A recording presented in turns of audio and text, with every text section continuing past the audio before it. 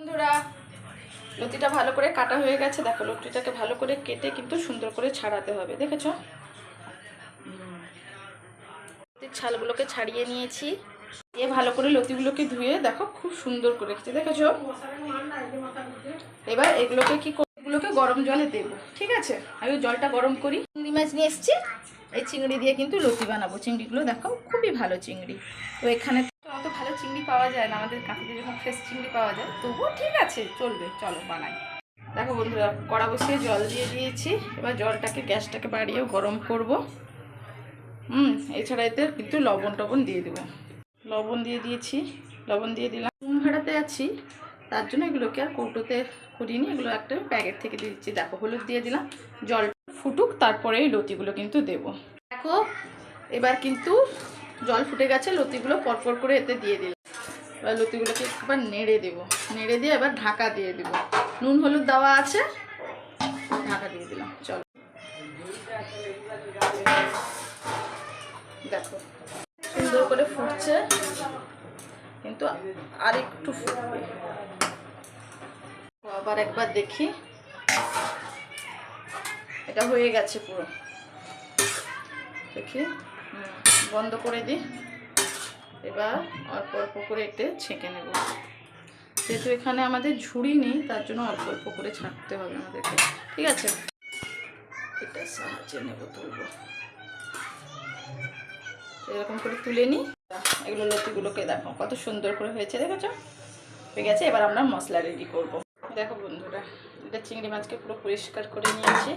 আর নিয়েছি মশলা, নিয়েছি পেঁয়াজ, এটা দেখো আদা রসুন, আর নিয়েছি দুটো কাঁচা লঙ্কা। এগুলোকে রেডি করে নিই। সব রেখেছি, আদা রসুন, তারপর লঙ্কা, পেঁয়াজ, চিংড়ি। তেল দিয়ে দিলাম, চিংড়ি মাছ নুন দিয়ে দিলাম, পরিমাণে হলুদ দিয়ে দিলাম। এবার চিংড়ি মাছগুলো দিয়ে দিলাম, সব চিংড়ি মাছগুলো দিয়ে দিলাম। এবার ভালো করে একটু ভেজে নেব।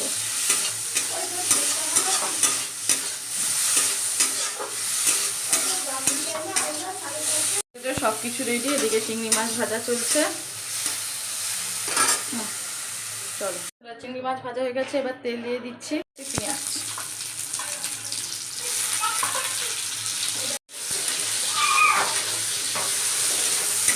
ভালো করে সুন্দর করে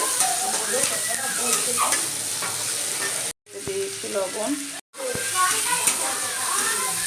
ভালো করে নাড়ছি।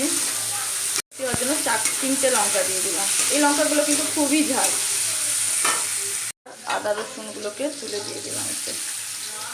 দেখো,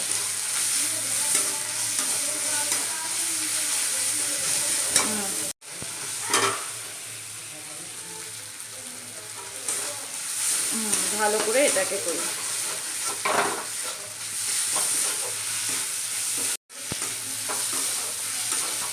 দেখো, সুন্দর করে নিচ্ছি। মানে শরীরটা ভেজেছিলাম, মাথার দিকে যে মাংসের অংশগুলো ছিল সেগুলো এতেই দিয়ে দিলাম। ঠিক আছে, এটাকে ভালো করে এখন ভাজবো। জল দিয়ে দিয়েছি, জল দিয়ে এটাকে নাড়াচাড়া করছে। এবার হলুদ গুঁড়োটা দিয়ে দিচ্ছে পরিমাণ মতো। চামচ কিছু নেই, এরকম একটা দিয়ে দিলাম, জন্য জলটা দিচ্ছি।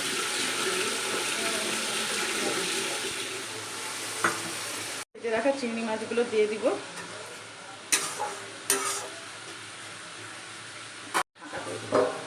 মশলাটা হবে, দেখো হয়ে গেছে। দেখো, তেল বেরাতে শুরু করে দিয়েছে। সুন্দর করে এবার নাড়বো।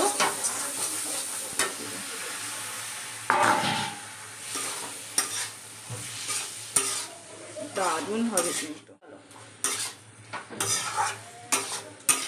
এবার ভালো করে এটাকে দিতে থাকি। দেখো, এতে এবার অল্প পরিমাণে জল দিয়ে দিচ্ছি, আর একটু এদিক ওদিক করে দিয়ে এটাকে এবার ঢাকা দিয়ে জাস্ট 2 মিনিটের মতন ঢাকা দেবো। ঠিক আছে,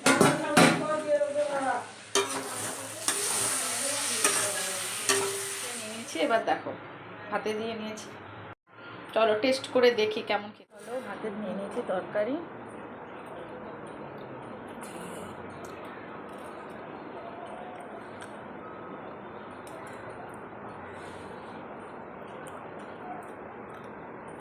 দারুণ হয়েছে কিন্তু।